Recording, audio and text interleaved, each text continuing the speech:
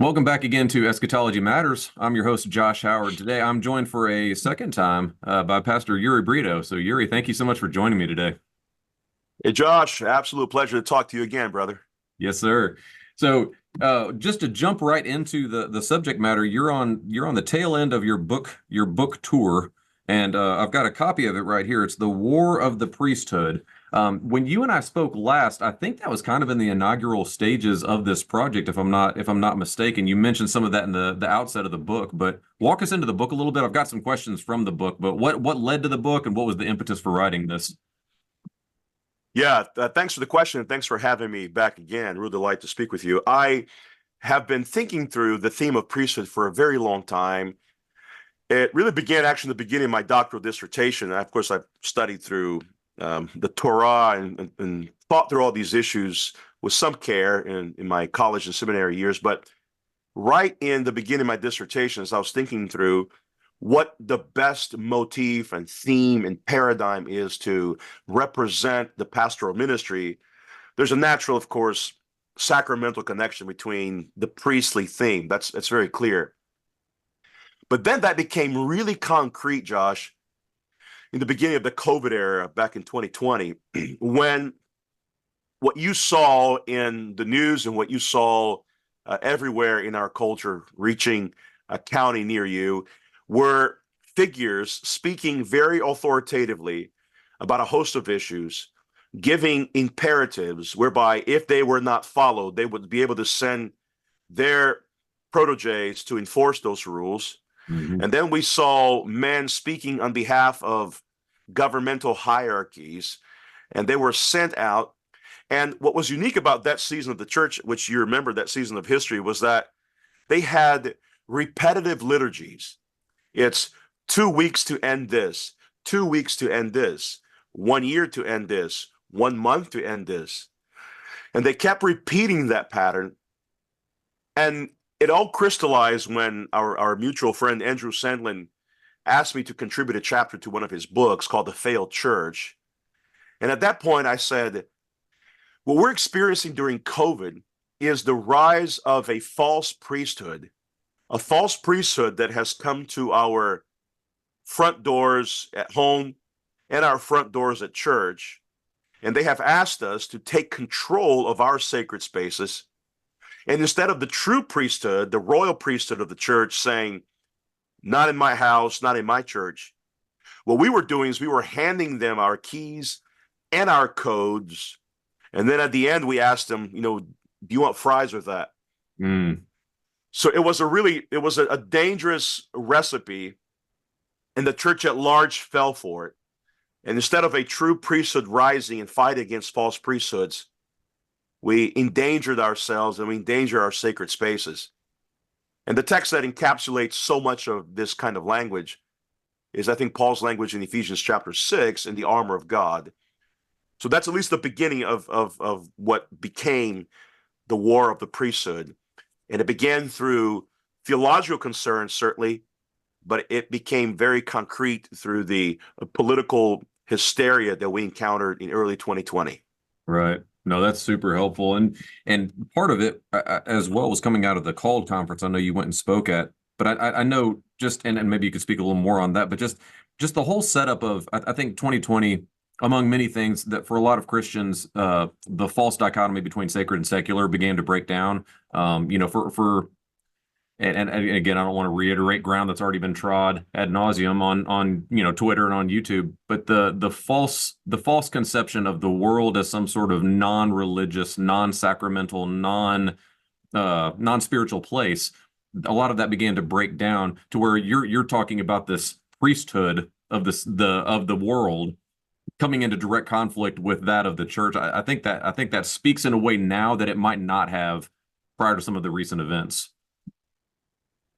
Right, I agree. I just got a copy of my friend Aaron Wren sent me a copy of his new book, which I haven't had a chance to look through in exhaustion, but I'm supposed to write a review of it for him and then have him on my podcast. And he talks about the three phases of, sort of United States history in the last 40, 50 years of the positive world, the neutral world, and then the negative world in which we live right now. And I think the negative world was present, there were certainly glimpses of wokeism. There were glimpses of what I call the iconography of victimhood. All of that was very present, surely, before 2020. But man, did it become crystallized in that year for sure. Right. Because at that moment, everyone felt as if this is the right time to receive what I have been owed for, and the way they speak of it, for 2 centuries plus. Right. And so the way I'm going to merit, the way I'm going to climb this heavenly ladder is just by burning the place down. And they did, but the political situation became so clear and conspicuous in the American mind that I think the concept of priesthood has to become central. Because if priesthood is what I argued, a way of protecting and proclaiming the holy, and then what we saw in this negative world of 2020 and going forward to our day is that people were very clear about their objective: to damage the holy and to proclaim the unholy. And so now it becomes very clear what our goal is. At one time, we thought that we could hide in our little priesthood, in our basements, doing our own little thing, privatized, drinking our own sort of pious combos. But then we realized that the idea of going to war is no longer optional because the war is coming to us. So the priesthood is, if you didn't think this was the case before, the priesthood is by nature at war with false priesthoods. Mm-hmm. And that's what I've tried to convey as best I could in the book. Yeah, the war of the priesthoods. Obviously, it's what you've titled the book, but that it's such a compelling picture. And one of the arguments, it doesn't take you long. I think it was in the first chapter, where you start. Yeah, it was in the introduction matter. In fact, I think where you start to take that Ephesians 6 armor of God paradigm, and you destroy all of my memories of flannel graphs and VBS by pointing out this is not a Roman soldier. And one of your contentions, which I found compelling, was that this would not be the illustration Paul would use. He would not point to a Roman soldier's battle armor. But walk us into that a little bit, how you're taking Ephesians 6 and then applying this to a priestly warrior garb. Yeah, absolutely. When I look at Ephesians chapter 6, this is a broader argument. You can talk about it another time. I would love to talk and attempt to compel the listeners to think through these categories here. But when we think about Ephesians 6, the thing that comes in the context of Paul before he reaches the armor is that he's listing out our enemies, principalities and powers, powers above that are controlling in some ways the earthly powers, so that behind every earthly power, there's a power above. That can be a demonic power or an angelic power, or a Christocentric power, however you want to phrase it. It would be extremely odd for the Apostle Paul to say, look, guys, here's the armor of God that I'm gonna paint you this beautiful portrait of the armor of God that fights against principalities and powers. And the best imagery I can give you to imitate is a principality and power, right, dressed in a Roman soldier garb. It would be odd for Paul to say, here's a holy empire led by King Jesus, but let me encourage you to imitate the unholiest of empires, I mean the Roman Empire. What I thought was interesting is that if that image is no longer the thing you have to depend on, the Roman soldier and the glorious but yet unhelpful Sunday school images that we have, if that's not the case, then we have to look at something different. Then we have to consider the Old Testament text, which I argue is Paul's first language. Paul brings his first language into all other languages that he engages. The reason he can be all things to all people is because he speaks a language that communicates to all people. And that language is found in the Old Testament, specifically in the Torah, in the first 5 books of the Bible itself. And what you see there is this imagery of clothing and garments. Now, the imagery is found in a place that I grew up as a Baptist. We used to have something called a life verse, which I think are you familiar with that language? Barely. It's ringing a bell, but okay. So a life verse was the thing that was a verse you chose to sort of represent your life. Oh, So yeah, some yeah. people would say, Philippians 1:21 was often used for, to me to live is Christ and to die is gain. And it's kind of, it's one way of, you can proof text your way through your life. The context doesn't matter, you know? Right. But one thing I found always interesting was that there was never a life verse or a proof text from Exodus 28 or 29 or Leviticus 8, Leviticus 9, because these are unfamiliar passages. You're talking about the anointing of priests, the consecration of priests with water, the dressing of priests, the colors used in the royal garments of priests. And then you have the holy places. What is the role of the priest in that holy place? What must he do? What does the priesthood represent? What does he convey with his consecration? The Bible says glory and beauty in Exodus 28, but what is glory? What is beauty? Well, to understand that, you have to understand the glory of God, the beauty of God, how God cares about all these things. That's hard for the evangelical culture to do for a variety of reasons. But one reason it's very hard is because we don't live in this rhythmic pattern of biblical history. We like to make things up on the spot. Mm. We like when the 18 to 22-year-old kid writes a song on Friday and that song is sung on Sunday morning, you know? Right. We don't like to view history through any lenses here. So my argument is, and I think Paul makes this very clear because the Apostle Paul, remember, he is the one who writes that his priestly responsibility to bring the Gentiles in Romans chapter 15 is one he takes very seriously. Peter in 1 Peter chapter 2 says that we are a holy priesthood. So the language of priesthood is reiterated again and again in the New Covenant scriptures.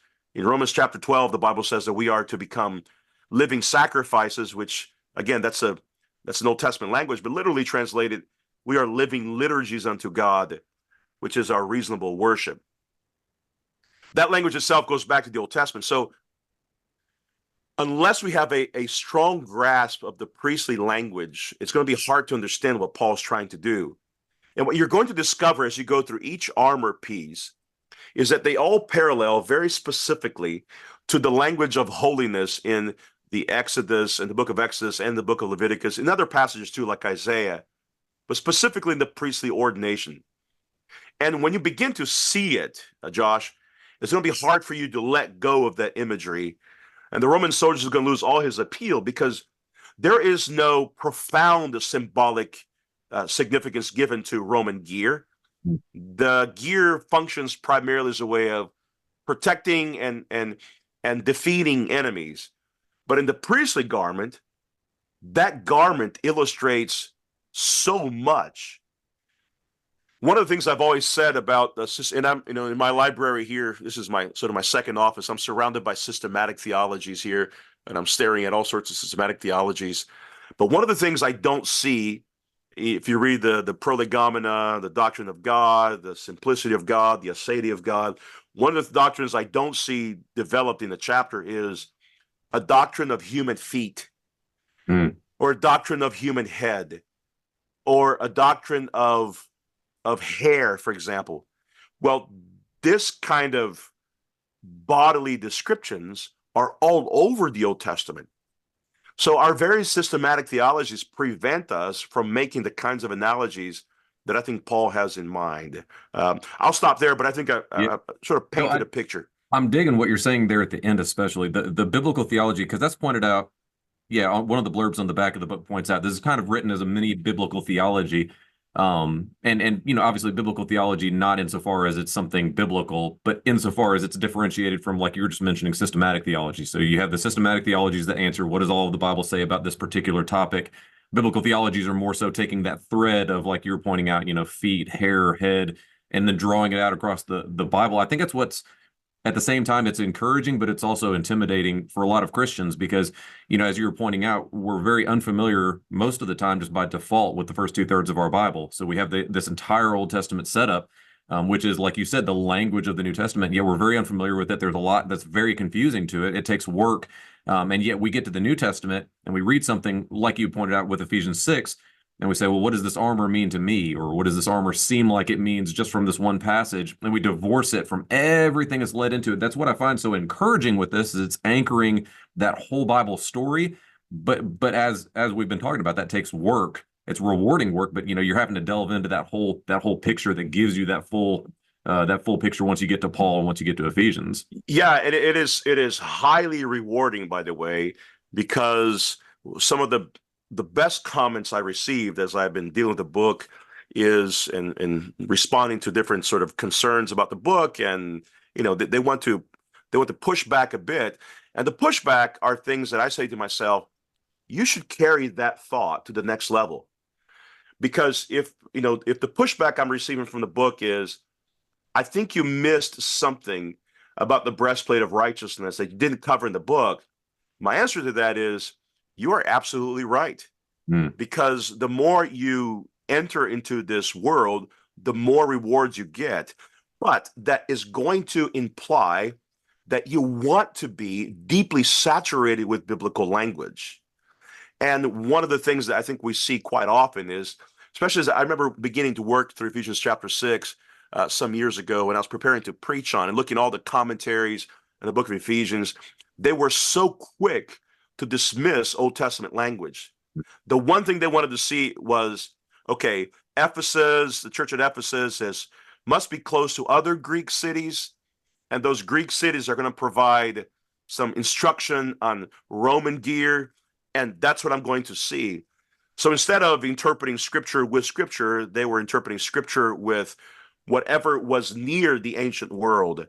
And that's not what the Bible wants. I mean, 2 Timothy 3, again, all scripture is inspired by God. And the Apostle Paul, again, had one language in mind. That was the Old Testament.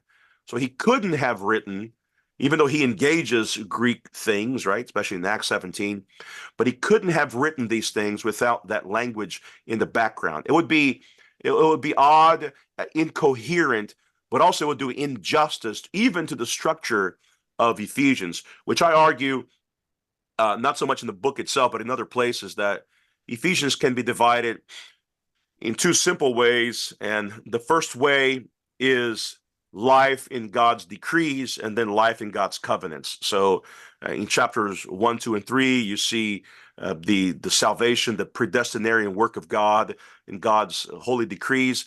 And then 4 to 6, you see that decree being lived out in covenant with God.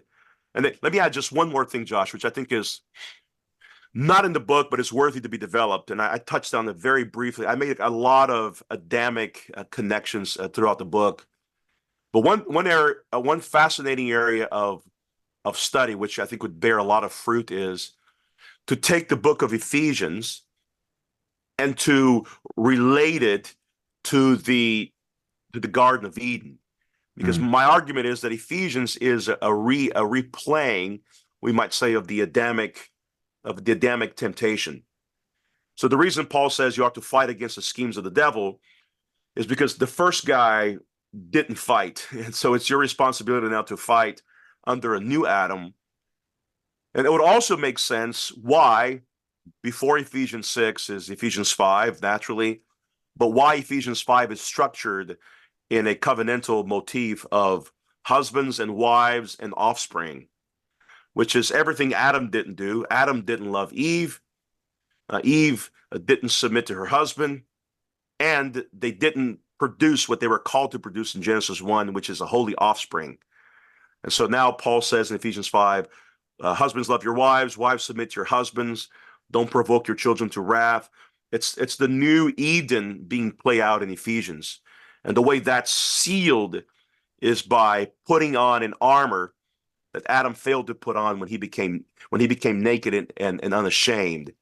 And he should have felt shame, but the armor of God that Paul offers to us is an armor that is given to us in our baptisms. That's why Paul says, for as many as have been baptized into Christ have clothed themselves with Christ. And that armor prepares us for the temptations to come, because it is a permanent armor rather than the temporary one that was given to Old Testament priests. Oh, that's beautiful. So I'm preaching through Ephesians here in a few months at our church. So I'm just going to need you to keep going there, Pastor. Keep feeding me some of those ideas. No, that's wonderful.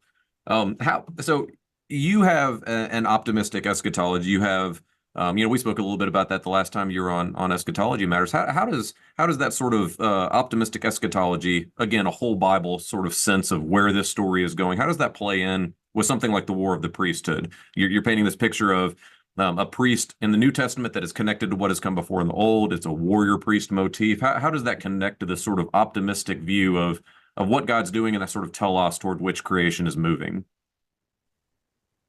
That's a great question. And the first thing I would say to that question is that first and foremost, it's unique that the armor covers everything from, head and shoulder, knees and toes, everything. Mm. Everything is there. And I think my premise, of course, is that it begins with the helmet of salvation, which is our baptisms, and it goes all the way to the feet, which is essentially taking your baptism on the road. Right. The armor of God is sort of the baptisms. It's our music tour.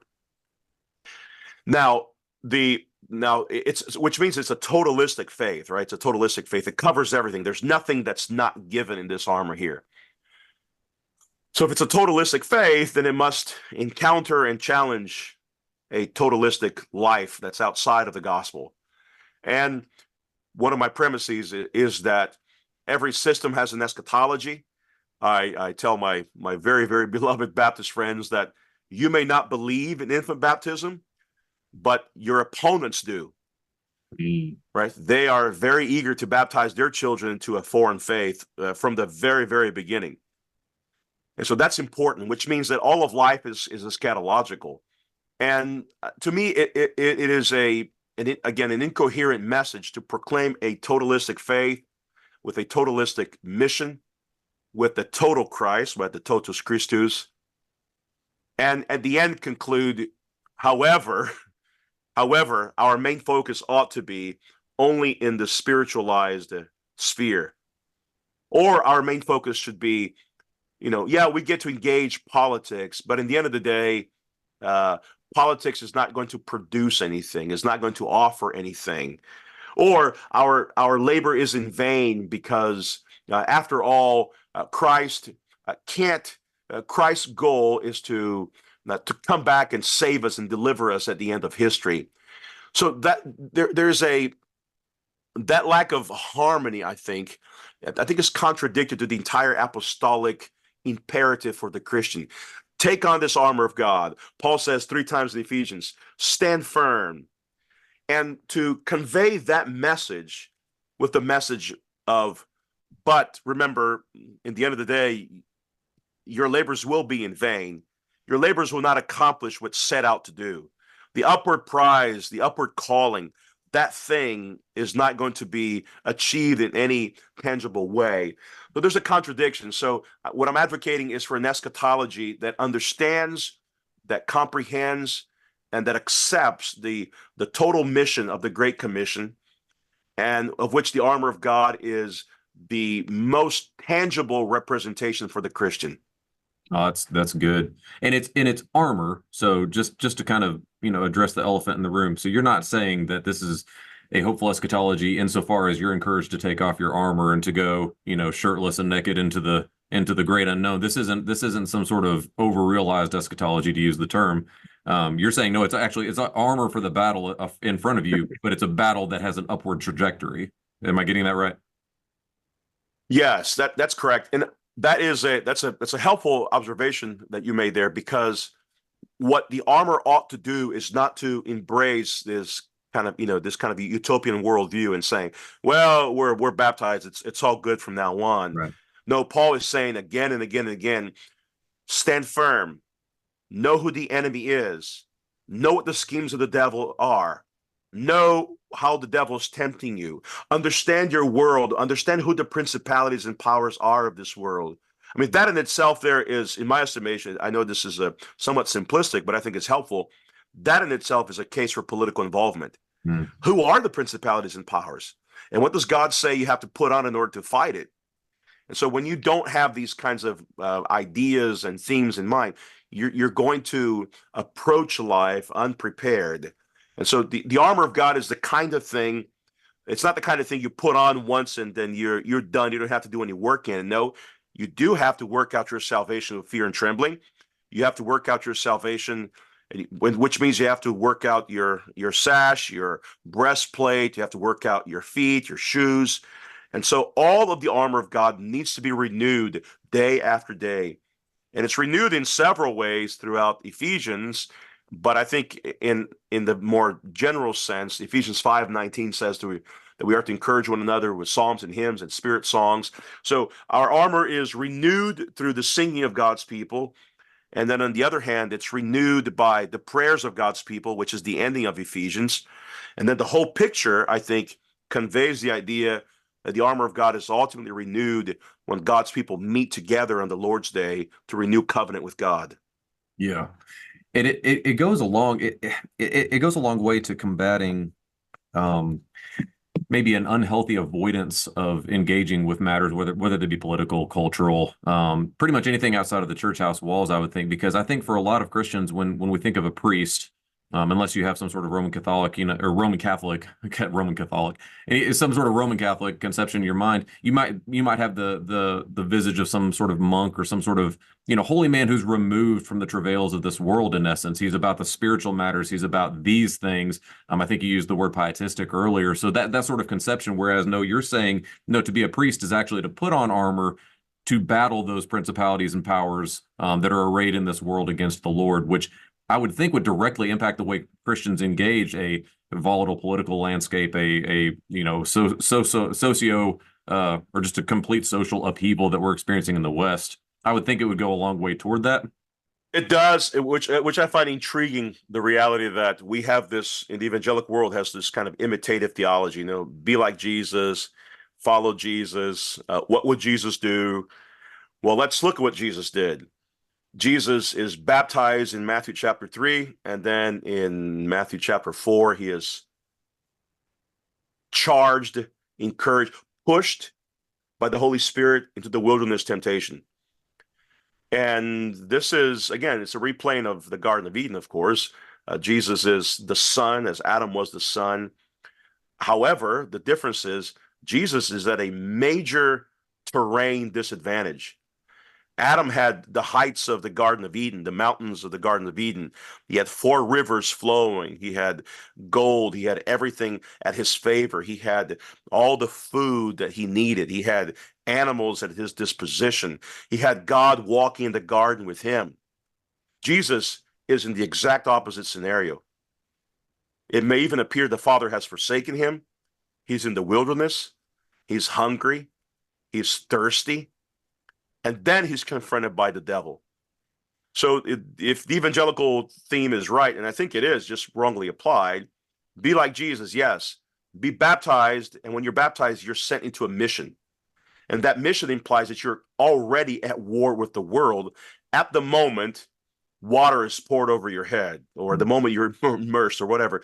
At that moment, you are challenged and called into a sacred warfare, which means that warfare is an inescapable thing.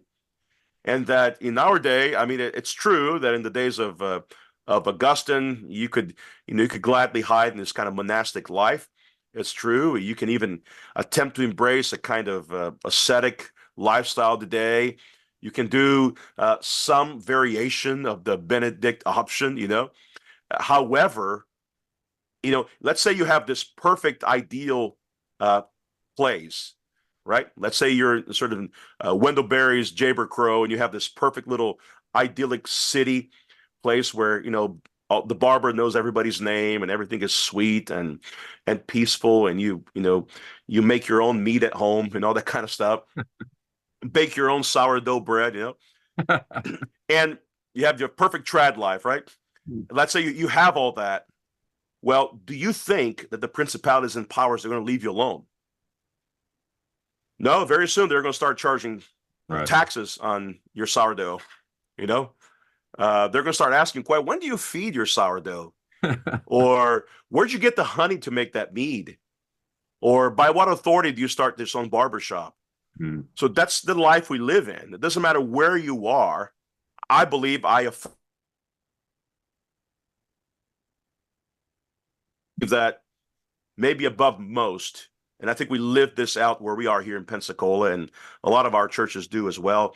But I think there's an inescapability to warfare which begins at baptism. And the sooner fathers and mothers, pastors and parishioners acknowledge that that's what baptism does and is and challenges us to, the sooner, the better the church will be for it. Now, if we keep playing the game that, oh no, listen, we can just build alliances with the men of the nice suit outside. They'll leave us alone eventually. When we do that kind of thing, of course, we're setting ourselves up for precisely what Paul warns us against. We are being sabotaged by the schemes of Satan himself. Wow. So I've got a tweet that I want to try to relate this to. You had tweeted earlier this month. You said the modern eschatology of the church affirms that her labors are in vain, and it really struck home with me, just thinking toward the state of things. I think we've talked about how a lot of Christians have done a lot of biblical spiritual growing in the last 4 years. We've been confronted with a lot of things that I think have challenged a lot of Christians in a good way, that we've grown some muscles and maybe dug into some things deeper than we had in the past. But there's still an often encountered malaise among Christians, and especially when it comes to eschatology. Again, the quote was that our modern eschatology affirms that our labors are in vain. Could you walk me into that tweet, number one, but then number two, how does what you've been explaining from this book, the war of the priesthood, how does that kind of lead us into engaging what may oftentimes be a general or popular level eschatology in the modern West that does seem to affirm our labors are in vain? Well, some people say it's all in Girard, and I think it's probably true, right? Rene Girard really spoke very clearly on some of these issues here. There are unique sort of scapegoats in society that absorb a lot of the wrath of human civilization. But I think in this case, it really is all the Apostle Paul, because let's take the example of the passage that I quoted in that little tweet from 1 Corinthians 15:58, the last verse of chapter 15. Where does it begin? It begins with this great gospel declaration, right? In verses 1 through 11, and then Paul talks about the power of the resurrection from 11 all the way to the end. And it is essentially a distillation of the kind of world that you're going to expect from the resurrection of Messiah Jesus to the end of history. And I love it because in 1 Corinthians 15:24-26, the Apostle Paul talks about how the enemies will be placed under the feet of Jesus, and the last enemy would be death itself. But Christ is putting his enemies under his footstool, right? That's 24-26, which is fascinating, because then you get the development of the role of the resurrection and the immortality of the body. And then when you get to the end, Paul is saying, look, you know the story. You know the story, which means that your labors are not going to be in vain. That the amount of work that you pour into the church, the amount of work you pour into your families, the amount of work you pour into your institutions, even if they appear to be mundane at times, trivial, insignificant. I try to encourage mothers in our congregations, Josh, to remember that one of the noblest things they will do, one of the greatest ways to apply a verse like 15:58 is by saying, the midnight throw-ups and the diaper changing and all those little battles we fight with the temperament of our kids, that's not in vain. That's building a kind of human that one day will be able to say, I believe in the resurrection from the dead and in the life of the world to come. So I think what we see today is, it's not that people don't know that passage exists, is that in some ways they're living by sight rather than by faith. Because sight would say the resurrection hasn't done much in 2,000 years, but faith would affirm that the resurrection has done quite a bit. Right. And we can take that in various ways. We can take that numerically. Who would have thought that 12 little disciples would produce, 2.7 billion Trinitarian people in the world today? So there's a numerical element too, but also there's a societal and institutional element too. Yeah, there are a lot of victories taking place from paganism over the Christian world, but the gospel promises that their labors will not be in vain. So there's a lack of faith, I think, from the evangelical church, and that compels them to adopt an eschatology that is defeatist by nature. And no matter how much they tell us, that they tell me that, no, we're not defeatists. We believe that Jesus will come back at the end of history and deliver us from all evil. I said, well, that's not what I'm talking about. Everybody and John Nelson Darby's grandmother believed that. That's not what we're talking about. What we're talking about is victory in time and in space. Right. Right? Victory in time and in history. Why? Because Jesus rose bodily from the dead. He didn't rise ghostly or spiritually. He rose bodily. And where is he now? He is bodily at the right hand of the Father, ruling and reigning. Yeah, man, that was it right there. I don't even have a follow-up question to that. That was great. No, that's the hope that I think shines through with something like this, is when you connect, like you just did with eschatology, when you connect that to that greater story of what God's accomplishing through the physically risen Lord. I think that gives you a tremendous amount of hope for those battles that are at hand. Any closing thoughts, Uri, on the book? I want to again just commend The War of the Priesthood. You're a month in now from release. Any closing thoughts to point people to? One of the things I want to emphasize as I work through the book, and again, it's a very digestible book, Josh, and one of my desires would be that churches would say, hey, let me order 10, 15, 20 copies, 50 copies for a Bible study for men and women, right? The armor of God is befitting for men and women, and it's because it's a baptismal guide, we might say, is befitting for the young folks also, for the younger person. One of the things I want to encourage those who are listening to your podcast is to be reminded that the armor that God gives us is the kind of armor that needs to be renewed daily. And we talked about how music and covenant renewal, but one of the ways the armor is renewed daily is when the people of God enter into this priesthood. They enter it on their own. That's true. Their individuals are baptized, but that individual priesthood is incorporated to a broader priesthood. So that's very important, because there is a tendency to say something like, as long as I'm reading my Bible alone, in my favorite closet alone, with my favorite version of Jesus alone, I'm just fine. Leave me alone, Pastor. Well, I can't leave you alone, because you're misunderstanding what the priesthood of the believer is. The priesthood of the believer is, this is what Luther and Calvin taught, the priesthood of the believer means that you are a priest unto another, unto others. You're not a priest for yourself. There's no such thing there's no self-appointed papacy. You are a priest unto others. And that means that if you take your armor and attempt to go against the devil and the schemes of the devil by yourself, listen, you're a pastor, I'm a pastor. We've seen that game played out, and the fourth quarter always ends the same way. You always lose. And so my call for those who are listening to the podcast is to remember that your true priesthood is only rejuvenated, renovated, and renewed when you are with the people of God. At the point you isolate yourself, even in time of crisis, in time of chaos, in time of pain, time of suffering, at the point you isolate yourself, the armor of God is going to become more and more rusty, which opens you up for devilish attacks.